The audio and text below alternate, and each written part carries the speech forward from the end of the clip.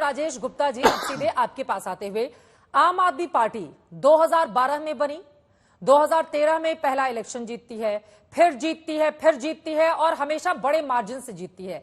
राजेश गुप्ता जी, आम आदमी पार्टी को यह शोभा देता है क्या कि जिस ईवीएम से प्रचंड बहुमत वो विधानसभा में लेकर आती है, अगर लोकसभा में उसका खाता नहीं खुलता है तो उसी ईवीएम को लेकर कटघरे में खड़ा कर देती है सभी को।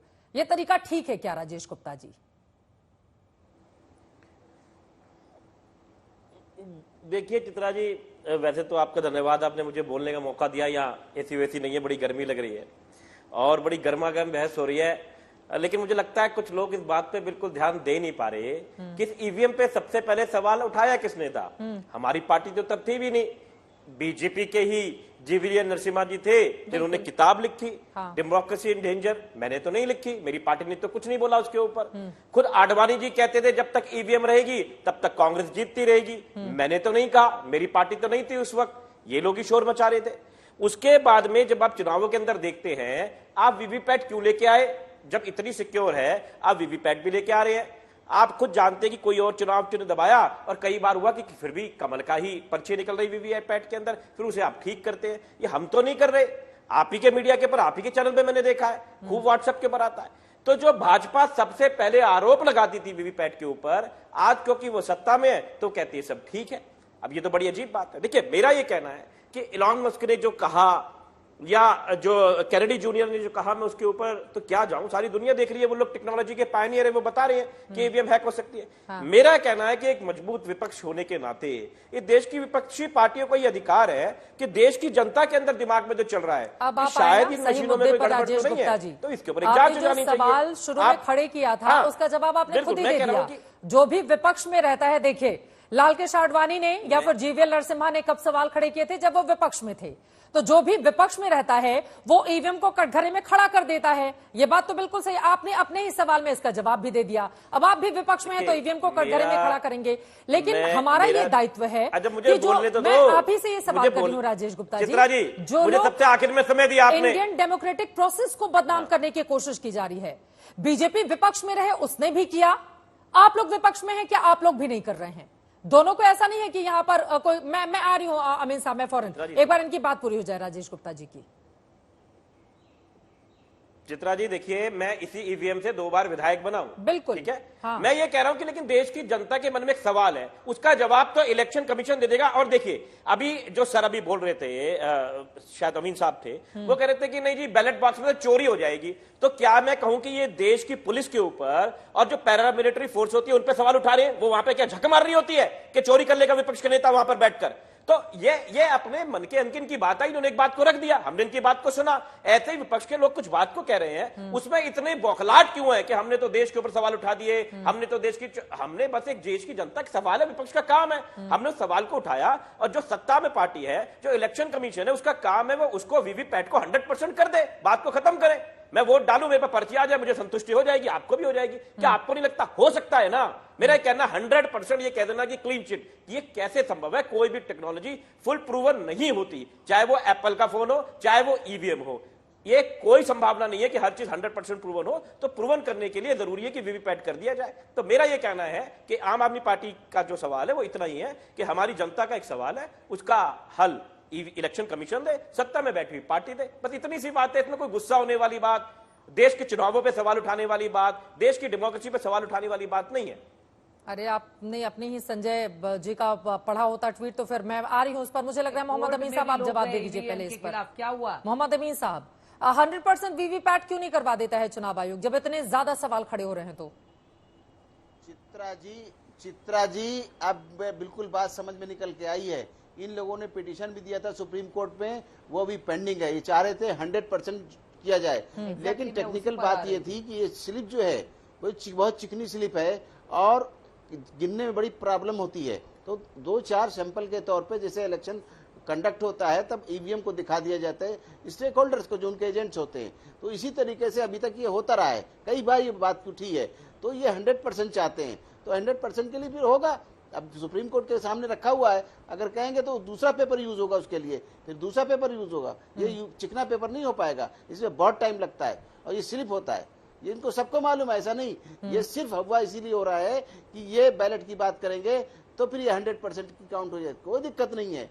इलेक्शन कमीशन को कोई प्रॉब्लम कभी नहीं थी, ना है, होगी। सुप्रीम कोर्ट कहेगा तो फिर दूसरा पेपर उसका यूज होगा, जो टेक्निकल बात है, और कोई बात नहीं उसमें। देश कोई की ऐसी प्रॉब्लम सर्वोच्च नहीं है। अदालत ने क्या कहा था, मुझे लग रहा है एक बार मैं जल्दी से उसको पढ़ देती हूं राजेश गुप्ता और बाकी लोगों की जानकारी के लिए भी, उसके बाद मैं आ रही हूं। बूथ कैप्चरिंग का दौर क्या आपको याद है, ये कहते हुए सुप्रीम कोर्ट ने ईवीएम के आलोचकों को नसीहत दी थी और उन्होंने कहा था बैलेट पेपर को लेकर, यह बात उनकी ओर से कही गई थी अप्रैल 16 2024 की मैं जानकारी आपको दे रही हूं। ईवीएम की आलोचना करने वालों की उन्होंने निंदा की। सुप्रीम कोर्ट ने देश में चुनाव कराना एक बड़ी चुनौती है, ऐसे में हमें सिस्टम को पीछे की तरफ नहीं ले जाना चाहिए। सुप्रीम कोर्ट ने अपनी टिप्पणी में उस समय का भी जिक्र किया जब बैलेट पेपर से चुनाव होते थे, मतपेटियां लूट ली जाती थी। राजेश गुप्ता जी, आपने जो टिप्पणी की थी उसी पर यह जवाब। सुप्रीम कोर्ट ने एनजीओ एडीआर द्वारा जो याचिका दायर की गई थी उस समय उनकी ओर से यह टिप्पणी की गई थी और जस्टिस संजीव खन्ना, जस्टिस दीपांकर दत्ता की पीठ ने कहा था कि देश में चुनाव कराना बहुत बड़ी चुनौती है। जितनी हमारी जनसंख्या है, इसको आप यूरोपीय देशों से तुलना नहीं कर सकते। और भी बहुत सारी बातें आप कहेंगे तो मैं आगे पढ़ दूंगी। राजेश गुप्ता जी, ईवीएम पर सवाल उठाने वालों को लेकर देश की सर्वोच्च अदालत भी अपनी टिप्पणी दे चुकी है। हाँ, वीवीपैट, लेकिन संजय जी ने क्या, मनीषा कायंदे जी हाथ उठा रही के लिए कहा है, वीवीपैट पे क्या दिक्कत है? वीवीपैट कर दीजिए 100%। हाँ ठीक है, वीवीपैट को लेकर कोई दिक्कत नहीं होनी चाहिए। मोहम्मद अमीन जी ने कहा है वो चिकना पेपर होता है, पेपर चेंज किया जाना होगा। मनीषा कायंदे जी, आप हाथ उठा रही थी बार बार, अपनी बात कही, उसके बाद शुभम त्यागी जी ये तो जब अब इतनी टेक्नोलॉजी आ गई, ये जब भी हम ले आए। वोट करते हैं, जब हम वोट करते हैं तो हमको दिखता भी है ना। आज तक बताइए, इतने करोड़ों लोगों ने वोटिंग किया, किसी ने एक कहा कि मैंने अमुक एक उम्मीदवार का सामने का बटन दबाया था और दूसरी कोई निशानी आ गई? क्या कोई भी हरिका लाल सामने आया है इस बात करने के लिए? कोई भी नहीं आया। मगर इनको तकलीफ है क्योंकि इनका जो था मोदी जी को हटाना, वो सक्सेसफुल नहीं हुए और इसीलिए ये सब अब बात कर रहे हैं और लोगों को गुमराह करने की कोशिश कर रहे हैं। इनको देश का कोर्ट मान्य नहीं, इनको देश का इलेक्शन कमीशन मान्य नहीं, इनको कोई भी मान्य नहीं है। और विपक्ष विदेश में जाके देश के बारे में बुरा भला कहना, देश को बदनाम करना, और इनकी जो फॉरेन एजेंसीज है वो सारा यहां पर देश के बारे में बुरा भला कहने में, ये सब नैरेटिव सेट करना, यही इनका काम है। बोलिए आनंद दुबे जी। वो कह रहे मोदी को हटाना मकसद था, जब इसमें कामयाबी नहीं मिली तो अब 10 बहाने चुनकर लेकर आएंगे ये लोग। बात हो रही है यहाँ एक सीट पर जहां धांधली हुई है। अगर कोई अन्याय हुआ, अगर अन्याय के खिलाफ हमने आवाज उठाई है तो हमें आश्वासन देने की बजाय हम पर तंज तो कसे कोर्ट में जा रहे जाइए हैं। ना, तो एक आप शेर- कोर्ट में एक जाइए। शेर- आपको कोर्ट, इनको आनंद शांत दुबे, कराइए। आप कोर्ट में इनको जा शांत रहे हैं कराइए ना, पहले, इनको तो शांत कोर्ट कराइए। के नतीजे का जब इनकी इंतजार बारी आएगी तभी कीजिए। बोलेंगे। सुन लेते हैं। कोर्ट चित्रा जी, के इंतजार कीजिए ना। आप कोर्ट गए, पहले एक इनको बोलिए, प्रोसेस है, इनको बोलिए। प्रोसेस को फॉलो कीजिए। उनको हम भी बोलने प्रोसेस दीजिए, को फॉलो ठीक है। करेंगे। आनंद दुबे जी को बोलने दीजिए। बोलिए आनंद जी। सरकार भी तुम्हारी है, दरबार भी तुम्हारा है। तुम सच को झूठ लिख सकते हो क्योंकि अखबार भी तुम्हारा है। हम तो यही कहेंगे, कोई बात नहीं, समय लगेगा। जैसे सामना के चंडीगढ़ बारे में में न्याय आप मिला, क्या है? वैसे सामना उत्तर में क्या पश्चिम लिखा में भी है? न्याय आज मिलेगा। सामना में क्या लेकिन लिखा है? एक चीज सामना को याद लेकर रखना, बोल रहे हैं। लेकिन एक चीज याद रखना सामना के कि संपादक को इस्तीफा देना अन्याय चाहिए। बहुत दिन ठीक है, तक मनीषा जी जेल की में बात जो है। संपादक मनीषा जी की जेल में बात है। जाके देखिए, आके 48 वोटों से उनका बता उनका रहे, उम्मीदवार हारा है, उनका दर्द बड़ा है। मनीषा जी एक बार सुन लीजिए, एक बार सुन लीजिए आनंद और दुबे यहाँ को, प्लीज। बैठकर हमें ज्ञान की आनंद बातें दुबे जी की को जा सुन रही लीजिए है। मनीषा जी, बताइए प्लीज मत। Please please. सामना का तो रजिस्ट्रेशन कैंसिल ठीक है। कर देना चाहिए। आनंद दुबे जी, प्लीज। सामना का तो ठीक है मनीषा जी, करके ओके। रजिस्ट्रेशन आप कैंसिल उनको बोलने करना तो दीजिए चाहिए एक बार। ऐसी झूठी ये लोग बातें लिखने के अहंकार लिए। में चूर हो गए हैं चित्रा जी, ये लोग अहंकार क्या में बोल चूर रहे हो गए। हैं? सरकार में लोगों बैठे हैं ना, लोगों को डबल लोगों इंजन की की आवाज मनीषा जी चला प्लीज रहे हैं उनको ना। बोलने कर दीजिए, रहे ये तरीका नहीं हो सकता ना, प्लीज मनीषा जी। अब उनकी बारी है, बात उनको हो बोलने रही है दीजिए। चित्रा जी एक विशेष हाँ सीट। ठीक है, चलिए। हम कह रहे हैं कि एक व्यक्ति को 48 वोटों से क्यों हराया गया, जबकि वही व्यक्ति 2 घंटा पहले 2200 वोटों से चुनाव जीत गया था। कैसे हराया। मोबाइल अंदर गया, कैसे वहां पर जो पोस्टल वोटिंग की काउंटिंग के समय के सीसीटीवी हमें नहीं दिए जा रहे। अगर हम इसकी मांग करते हैं तो हमें ज्ञान नहीं चाहिए, हमें न्याय चाहिए। क्योंकि मैं पहले भी कहा हूं, फिर कह रहा हूं, अधर्म का जीवन बहुत ज्यादा नहीं होता। तो न्याय असत्य कोर्ट की में जिंदगी मिलेगा ना, बहुत टीवी देर पर नहीं चलती। मिलेगा, अखबार से मिलेगी, नहीं मिलेगा। लेकिन आपको चुप कोर्ट हो जाना जाइए। चाहिए देखिए, उसके लिए।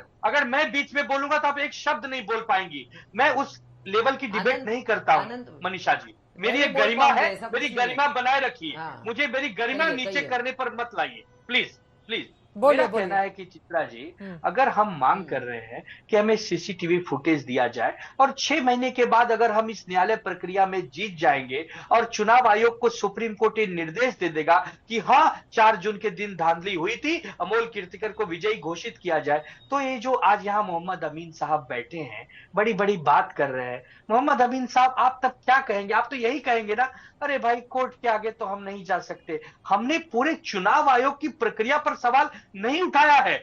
हमने कहा है कि कुछ गैर जिम्मेदाराना अधिकारियों की हरकत की वजह से हमारे उम्मीदवार को हराया गया। इसमें कौन लोग अरे आनंद शामिल दुबे है? जी, दिक्कत किसका ये है कौन ना कि था? इंडिया गठबंधन के आपके जो सहयोगी दल है उनकी बात सुनकर राहुल गांधी कह रहे हैं भारत में ईवीएम एक ब्लैक बॉक्स है, खुद 2 जगह से चुनाव लड़कर जीतकर वो आए हुए हैं। अखिलेश यादव कह रहे हैं ईवीएम की जिद के पीछे। अरे इंडिया गठबंधन के आनंद दुबे जी आप हिस्सा हैं। इंडिया गठबंधन ने महाराष्ट्र में चुनाव लड़ा और एनडीए को कम सीटों पर लाकर खड़ा कर दिया, तो यकीनन आपसे सवाल पूछे जाएंगे आनंद दुबे जी। आपका भी सवाल वाजिब है, मुझे लग रहा है। शिवम दुबे जी, नहीं है, बिल्कुल सही बात है, कोई वैज्ञानिक नहीं है। शिवम त्यागी जी अपनी बात रखना चाहते हैं, क्लोजिंग कमेंट जल्दी से। वो न्याय चाहते हैं, वो चाहते हैं सीसीटीवी फुटेज मिले और उनको यकीन है कि 6 महीने के बाद ही सही कोर्ट से उनको न्याय मिल जाएगा।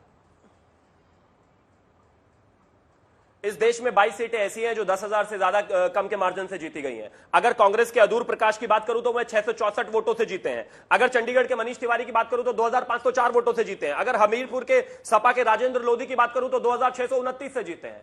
10,000 से कम से जीतने वाले कल सारे कैंडिडेट खड़े होकर आकर ये कह दें पक्ष या विपक्ष में से किसी के भी के हमारे साथ धांधली हुई है, बेईमानी हुई है, तो मान लेंगे क्या? एक और चीज यहां पर महत्वपूर्ण है, शिवम जी को बोलने दीजिए। ऑपोजिशन आप बोल रहे थे वो ये शांति सारी से सीटें सुन रहे थे, ऑपोजिशन की प्लीज। बताई है मैंने, अब बीच में मत बोलिए, अभी तो आपको दिक्कत हो रही थी। Thank you. दूसरी बात, अगर विषय जहां तक इन्होंने एक और बात कही गई, इससे पहले आनंद दुबे ने कहा कि किस तरीके से चुनाव आयोग की स्थिति रखी गई चंडीगढ़ में, देखा हमने। कृपया करके थोड़ा पढ़ लिख लेंगे तो कोई बुराई नहीं हो जाएगी। जो मेयर के चुनाव है वो कार्यकारी के नगर निगम के आयुक्त के तहत आते हैं, वहां पर चुनाव आयोग का कोई लेना देना नहीं है। जो स्थितियां हुई थी वो चुनाव आयोग से लेनी देने नहीं थी। अब अंत में आता हूं, इन्होंने कहा कि भारतीय जनता पार्टी ने ईवीएम पर सवाल उठाया, आप भी उठाइए, कोई परेशानी नहीं है। और आपने उठाया भी, उसके क्लैरिफिकेशन में इलेक्शन कमीशन ने आपको बुलाया भी, आप वहां पर भी सेटिस्फाई नहीं हुए तो आप सुप्रीम कोर्ट तक चले गए, वहां पर भी आपको टिप्पणियां देखने की मिली। अब आम आदमी पार्टी वाले कहते हैं नहीं नहीं हो तो कुछ भी सकता है, हम रिमोट को ऐसे मार देते हैं तो वो भी टीवी